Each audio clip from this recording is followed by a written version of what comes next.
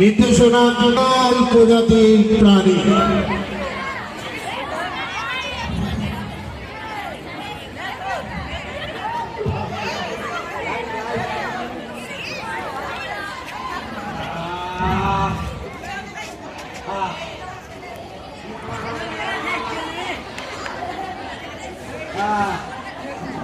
বাজেটটা দিন যাচ্ছে বটে।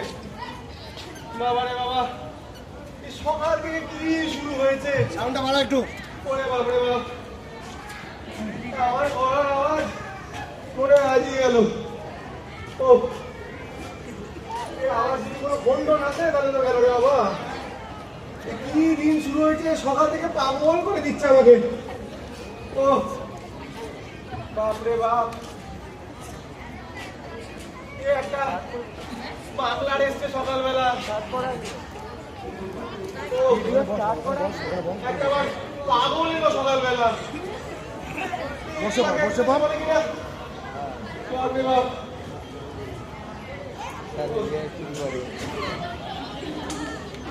আরে আয় রে আয়, পরের জন আয়। কি তো এসে আসছে কই? এই পরে আসছে।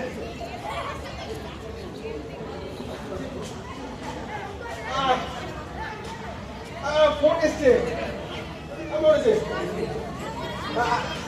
একটা কাজ করি, বলবো আমি বাড়িতে নেই। হ্যালো, বাবু বাড়িতে নেই। বাবু তো ফোনটা ছুঁয়ে চলে গেছে। বাবু বাড়ি নাই, আমি সাকর। আর রামু আমার নাম। বাড়ি হ্যাঁ আছে তো, মামুনি আছে। দিনু আমার ফোন দিনু। হ্যালো, বাবা বাড়িতে নেই, বাবা ফোন ধরতে পারবে না, বাবা কোথায় গেছে আমি জানি না। আচ্ছা আমি রাখছি, তাই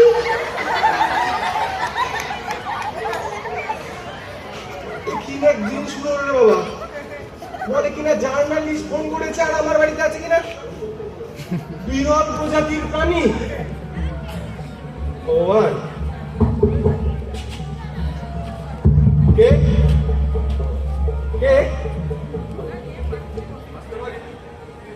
আসুন আসুন, আপনারা কে? এটা কি বিমল গুপ্ত মহাশয়ের বাড়ি? আগে আমি বিমল গুপ্ত, আপনারা? আমরা ফরেস্ট ডিপার্টমেন্ট থেকে আসছি, বিহার সেন্টার থেকে। ফরেস্ট ডিপার্টমেন্ট থেকে আমার বাড়িতে কেন? হ্যাঁ হ্যাঁ স্যার, হ্যাঁ স্যার।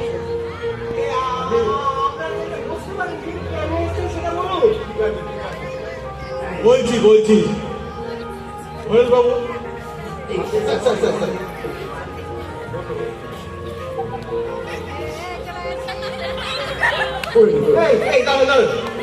আপনারা আমার বাড়িতে এলেন, আমাকে এখন মালা পরাচ্ছেন, আমি কি মরে গেছি নাকি? এটা অশুভ নয়, এটা শুভ। শুভ কি শুভ? আরে বলছি আপনি একটু এদিকে হ্যাঁ, ওখানটায় এই তো সুন্দর হয়েছে, বাহ খুব সুন্দর।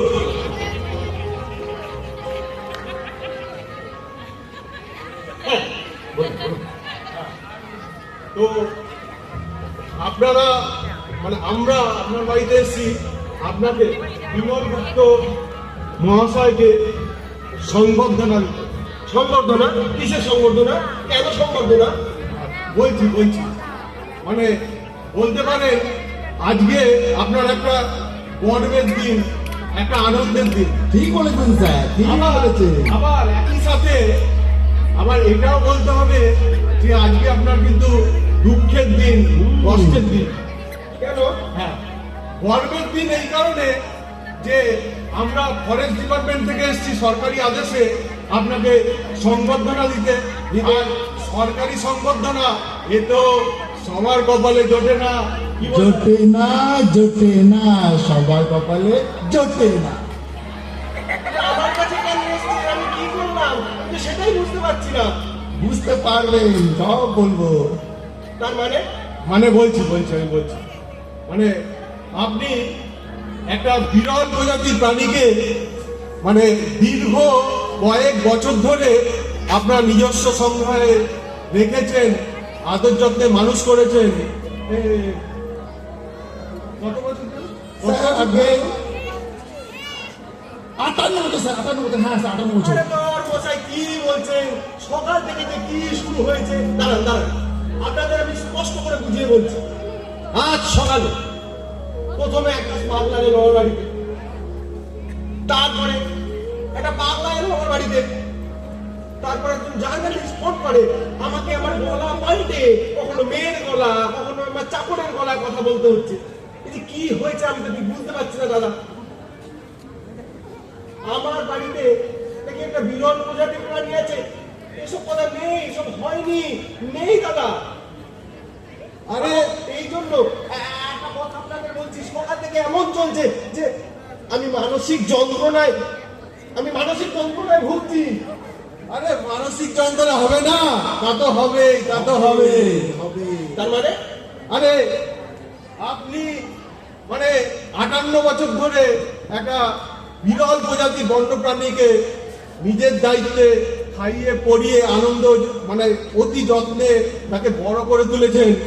সেই 58 বছর ধরে যাকে আগলে রেখেছেন বুক দিয়ে, তাকে আজকে আমাদের হাতে তুলে দিতে হবে। তাই মানসিক যন্ত্রণা তো হবে।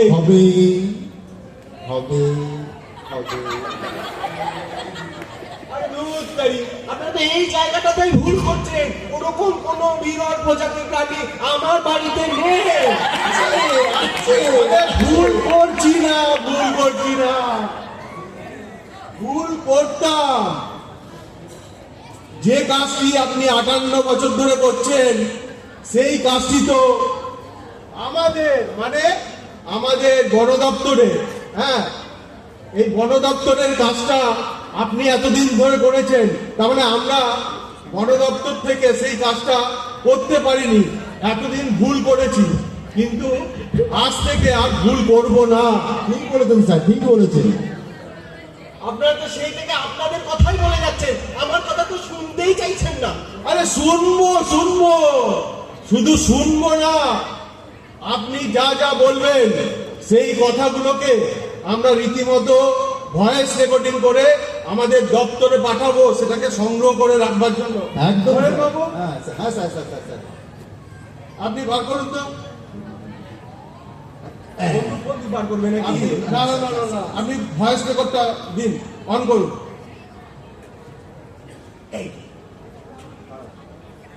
আরে নয় মশাই,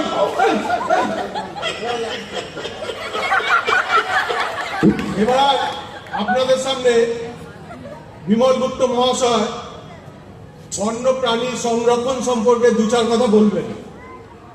আবার বলে রেকর্ডিং হয়। Stop করুন। বিমল বাবু, আমি জানি আমার নাম বিমল বাবু। দেখুন, আপনি যাকে নিজস্ব ব্যক্তি সংগ্রহে রেখেছেন, এটা কিন্তু মানে বেআইনি। আর দীর্ঘদিন ধরে কিছু অসাধু ব্যবসায়ীরা মানে চোরাচালানকারীরা এইসব বন্যপ্রাণীদের, বিশেষ করে বিরল প্রজাতির বন্যপ্রাণীদের পাচার চক্রে মানে বিদেশে পাচার করে প্রচুর মুনাফা লুটছে। কিন্তু তারা জানে না যে এই কাজটা কতটা ঘৃণিত, কতটা অপরাধযোগ্য। একবার যদি তাদের আমরা নাগালের মধ্যে পাই না, তাহলে 10 বছরের জেল আর 50,000 টাকা জরিমানা, কেউ আটকাতে পারবে না। আমি আপনাদের একটা কথা বলছি।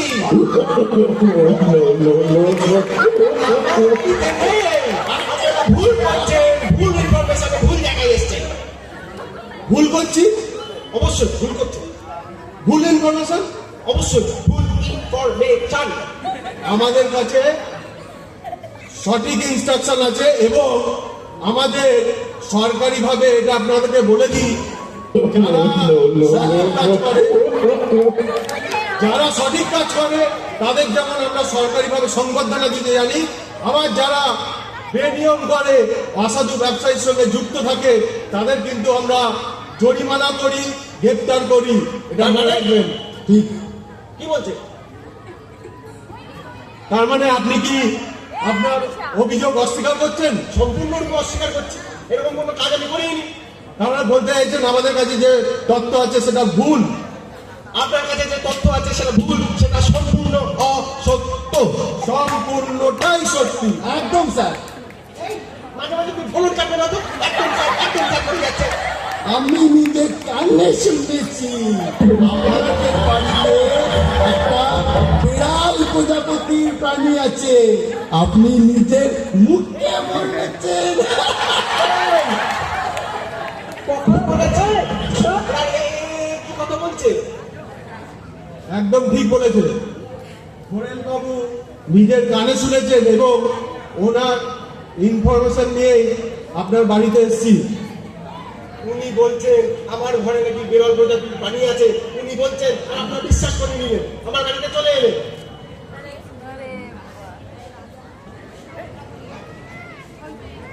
বাপি, হ্যাঁ, আজ তুমি অফিস যাওনি? আমার অফিস উঠে গেছে আমার অফিস।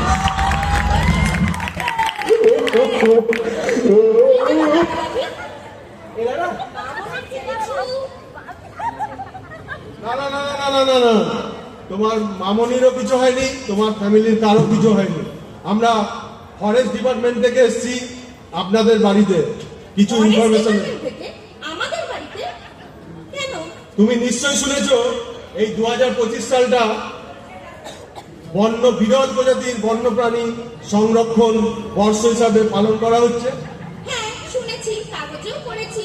আর নিশ্চয় এটাও জেনেছো বা শুনেছো এই ধরনের বিরল প্রজাতির প্রাণী ব্যক্তিগত সংগ্রহে রাখা একটা অপরাধ।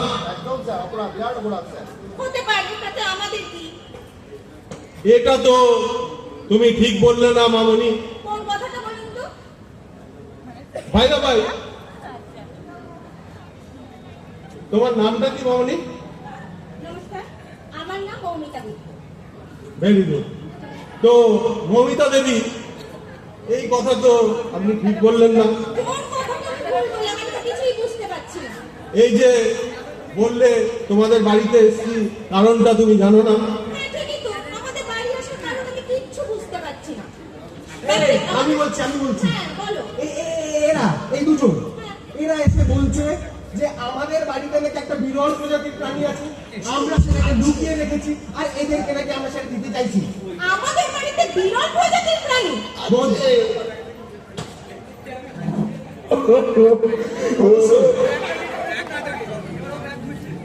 আমরা এই যে এনার সঙ্গে পরিচয় করে দিই। ইনি হচ্ছেন মিস্টার নারায়ণ ঘোরেল মহাশয়। এনার ইনফরমেশনের ভিত্তি করে আমরা আপনাদের বাড়িতে এসেছি। তিনি বললেন আর আপনারা ধরতে চলে এলেন। অপূর্ব। আসবেন না, আসবেন না।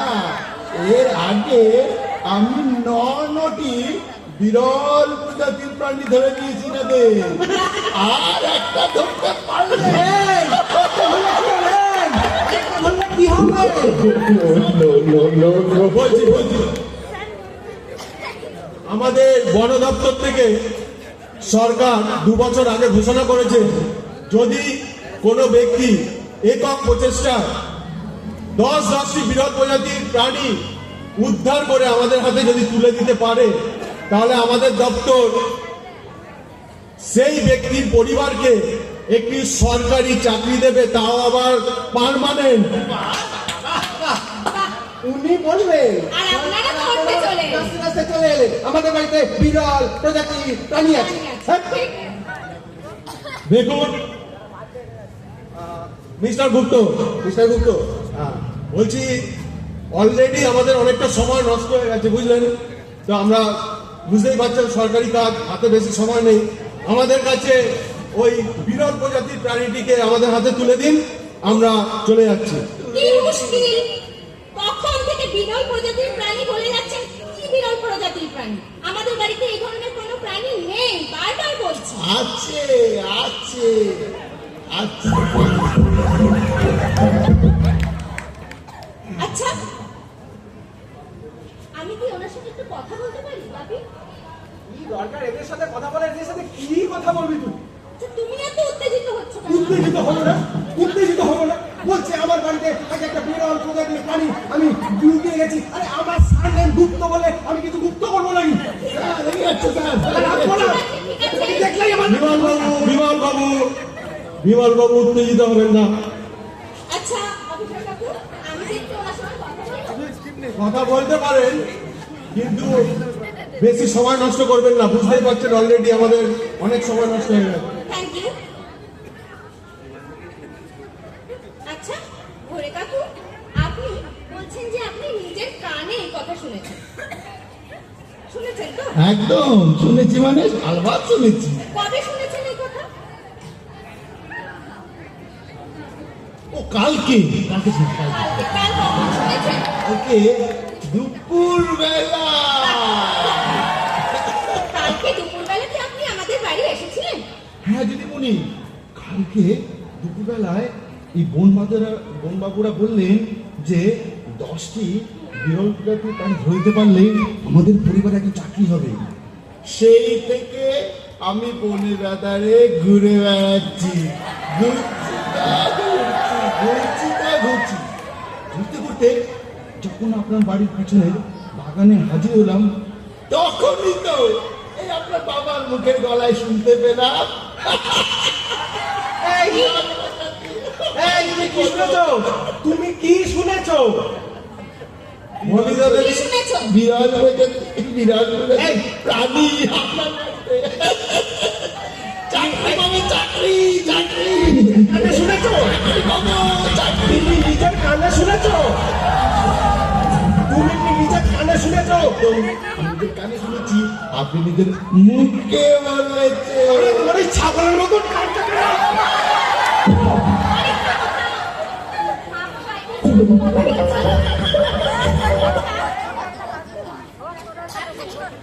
আমাদের বাড়িতে কাজ করতে যাওয়ার সময় এই কথাগুলো শুনেছেন? হ্যাঁ শুনেছি।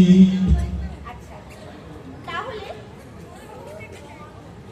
তাহলে আপনি বলছেন যে নিজের কানে এই কথা বলেছেন? হ্যাঁ উনি বলেছেন। বেশ, তাহলে তো আর সত্যি সত্যি কথাই কথা বলেছি। অস্বীকার করার কোনো উপায়ই নেই, সত্যি কথাই বলেছি। তাই তো? ঠিক আছে। এ তুই কি কথা বলছিস রে? হ্যাঁ বাপি, তোমার কিছু মনে পড়ছে না? না, তুমি তোর এই কি মনে সমস্ত পড়ছে কথা যে এই কথাগুলো আমি বলেছি? একদম এই আমার সমস্ত নিজের মুখ কথা দিয়ে? তুমি বলেছো, নিজের মুখে। মনিতা দেবীর মনে পড়ে গেছে। আপনি অযথা উত্তেজিত হবেন না। একদম তাহলে বাপি, বল। তুমি এই কথা কাল দুপুরবেলা বলেছো, তোমার কি কিচ্ছু মনে পড়ছে না? কাল দুপুরবেলা এই কথাগুলো আমি বলেছি। তুমি নিজের মুখে এই কথাগুলো বলেছো। হঠাৎ করে তুমি অফিস থেকে যখন ফিরে এলে, আমি আর দাদু ভাই এই বসার ঘরে বসেছিলাম, তোমার কি কিচ্ছু মনে পড়ছে না? কাল দুপুরবেলা কাল দুপুরবেলা।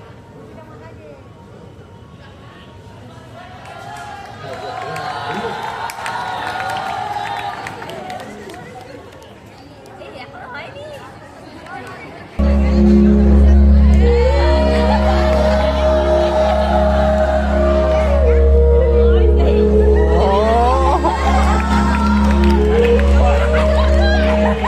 ঠিকঠাক করছিস তো? হ্যাঁ দাদু ভাই, সে তো করছি। কালকে কি ঘটনাটা ঘটে গেল বল দেখি। হ্যাঁ দেখলাম তো, কিন্তু তোমাকে তো কতবার বলি তুমি একটু চুপ করে থাকো। সবসময় কি সব কিছু চুপ করে থাকা যায় না? সবসময় চুপ করে থাকা উচিত? সে তো ঠিকই দাদু ভাই।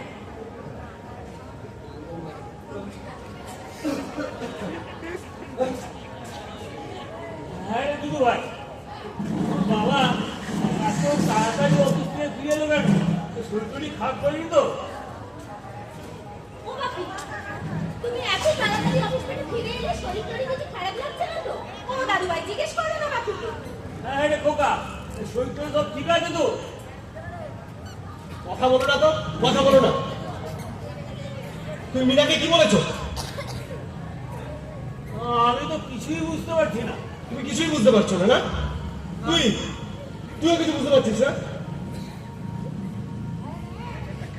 আজকে তোমাদের সাথে ঝগড়া করে মীরা আমার অফিসে গেছিল। মামনি তোমার অফিসে গিয়েছিল? অফিসে যায়নি, শুধু এক ঘর গালিগের সামনে আমাকে কি কি মনে হচ্ছিল জানো? মনে হচ্ছিল রেল লাইনে গিয়ে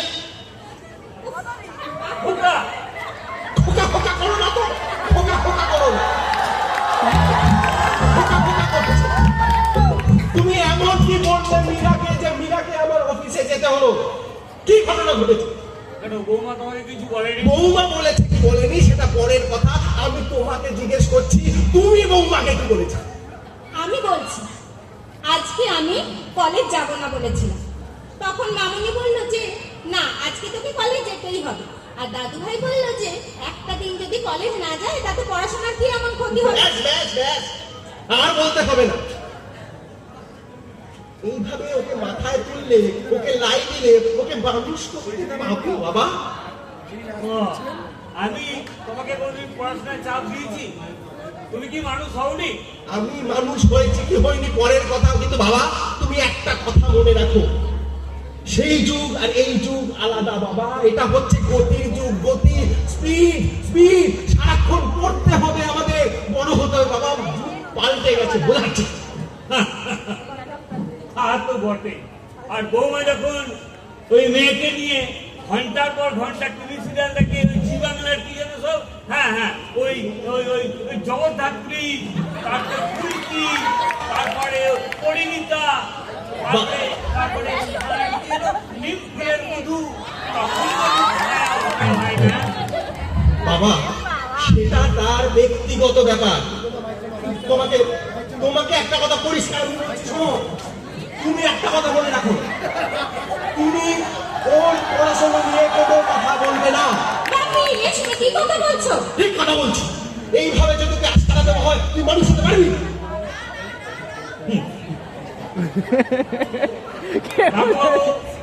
এ কথা আমি মানতে পারলাম না। কি মানতে পারছো না, এ কথা আমি মানতে পারছি না। কি মানতে পারছো না তুমি সেটাই বলো। তুমি মানতে পারছো না, ওকে এরকম আস্তানা দেওয়া তুমি মানতে পারছো না। তাহলে শোনো বাবা, আমি একটা কথা পরিষ্কার তোমাকে বলছি, এই অশান্তি আমি আর নিতে পারছি না। তুমি যদি দিদু ভাইকে মানুষ করতে গেলে বলে এটাকে অশান্তি বলে মনে করো, তাহলে তোমাকে সেটা সহ্য করতে হবে বই কি? হ্যাঁ, এই অশান্তি আমি ভোগ করতে পারছি না। তাহলে বলে তুমি যা খুশি তাই করতে পারো। করতে তো আমি অনেক কিছুই পারি বাবা। বাবা তোমাকে একটা কথা বলছি, একটা কথা, তুমি খাবে, তুমি শোবে, তুমি চুপচাপ টিভি দেখবে, কিন্তু বাবা জোর হাত করছি তোমাকে, আমার মুখটা চেয়ে একটুখানি কম্প্রোমাইজ করো বাবা। না, আমি অমর গুপ্ত জীবনে কোনোদিন কোনো অন্যায়ের সঙ্গে আপোষ করিনি, আজও করব না। আমি একজন শিক্ষক, আমার একটা আদর্শ আছে। রাখো তোমার আদর্শ, আদর্শ। আমি তো একটা, আমি অনেক কিছু করতে পারি বাবা, আমি যেটা বলতে চাইছিলাম। কি কি কি করতে যাবো? আমি অনেক কিছু করতে পারি, কি করতে পারো বলো না। আমি বলতে চাই না বাবা। বলো না, বলো না। তাহলে একটা কথা তুমি পরিষ্কার শুনে, আর যে পড়ছে কুসু, এই 58 বছরের একটা বুড়ো ভাঙকে আমি আর বুঝতে পারবো না। খোকা, কি বললি? ছেলে আমার মানুষ মস্ত অফিসার, মস্ত ফ্ল্যাটে যায় না দেখায় পারো নানা রকম জিনিস আর আসবাব দামি দামি, সবচেয়ে কম দামি ছিলাম একমাত্র আমি। ছেলে আমার আমার প্রতি অগাধ সম্ভব, আমার ঠিকানা তাই বৃদ্ধাশ্রম, আমার ঠিকানা তাই বৃদ্ধাশ্রম। আপনি গাড়িকে ফোন করুন। এসো দাদু ভাই, এসো। অফিসার কাকু, হ্যাঁ বলো মৌমিতা দেবী। এই হচ্ছে 58 বছরের বুড়ো ধাম। বাপি যার কথা বলেছিল, আর তিনি নিজের কানে সেই কথা না না, এ হতে পারে না। নিয়ে যান অফিসার কাকু। একটু একটু আদর যত্ন ভালোবাসা পেলে এই প্রাণীটি আর কয়েক বছর বাঁচতে পারে। অবশ্যই কাকু নিয়ে যান এনাকে। কি বলছেন মমিতা দেবী? আমরা তো ফরেস্ট ডিপার্টমেন্ট থেকে আসলাম, মানে বন্য প্রাণী যেটা ব্যক্তিগত সঙ্গে রাখা যায় না, এখানে খবর পেয়ে আসলাম এখানে কোনো লুপ্তপ্রায় বন্য প্রাণী রয়েছে, সেটাকে উদ্ধার করতে আসলাম। ইনিও তো একজন বিরল প্রজাতির প্রাণী। আমাদের সমাজে আমাদের সকলের ঘরে খোঁজ নিয়ে দেখুন, আমাদের আনন্দের জন্য সবকিছু পাবেন। দামি মোবাইল, কম্পিউটার, দামি ডিওডোরেন্ট, পারফিউমের গন্ধ ভীষণভাবে পাবেন না শুধু এই দাদুর চাদরে নস্যি মাখানো গন্ধ, আর পাবে না ঠাম্মার ওই মিষ্টি মুখের জর্দার গন্ধ। তাই বলছি অফিসার কাকু, এনাকে নিয়ে যান, এনাকে নিয়ে গিয়ে একটু আদর যত্নে ভালোবাসায় রাখুন, তাহলে এই প্রাণীটি আরো কয়েকটা বছর বাঁচতে পারে। অফিসার কাকু নিয়ে যান।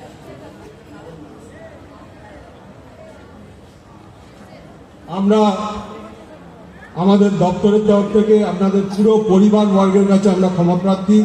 আমাদের ক্ষমা করবেন মমিতা দেবী, গুপ্তবাবু, আমাদের ক্ষমা করবেন, আমরা খুবই লজ্জিত। হ্যাঁ, আমরা লজ্জিত। চলুন। যাবেন না অফিসার কাকু, যাবেন না। আপনারা প্রমিস করেছিলেন যে এই 58 বছরের বুড়ো ভাঙটাকে আপনারা নিয়ে যাবেন। এই অফিসার কাকু, আপনারা নিয়ে যাবেন, প্লিজ নিয়ে যান।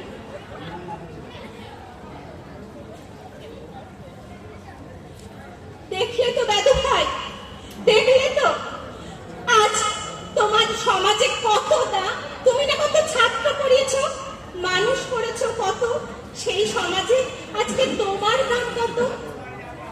দেখলে আজকে তুমি যদি মানুষ না হয়ে 58 বছরের বুড়ো খাও হতে, তাহলে ওনারা তোমাকে নিয়ে যেত, তোমাকে আদর যত্নে ভালোবাসায় রাখতো। কিন্তু দাদু ভাই, আমাদের দরকার তোমাদের মতো দাদু ঠাকুমাদের বাঁচিয়ে রাখার। তোমাদের মতো দাদু ঠাকুমারা আমাদের আদর স্নেহে, আদর যত্নে বুক ভরাবে। তাই দাদু ভাই, আমরা নিজেদের স্বার্থে, নিজেদের প্রয়োজনে তোমাদের বাঁচিয়ে রাখবো, তোমাদের আদর যত্নে রাখবো। তাই আজ থেকে শুধু তুমি আমার দাদু ভাই। আমার দিদু ভাই। স্যার, আমার চাকরিটা কি হবে স্যার? হ্যালো, সমাপ্ত হলো আমাদের একাঙ্ক নাটক বিরল প্রজাতির প্রাণী।